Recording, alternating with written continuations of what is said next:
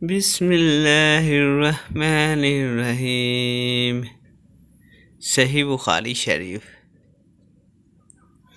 ہمیں محمد بن مسنا نے یہ حدیث بیان کی، ان کو عبد الوہاب ثقفی نے، ان کو ایوب نے، وہ ابو قلابہ سے روایت کرتے ہیں، وہ انس رضی اللہ عنہ سے نقل ہیں، وہ نبی کریم صلی اللہ علیہ وسلم سے، آپ صلی اللہ علیہ وسلم نے فرمایا، 3 خصلتیں ایسی ہیں کہ جس میں یہ پیدا ہو جائیں اس نے ایمان کی مٹھاس کو پا لیا۔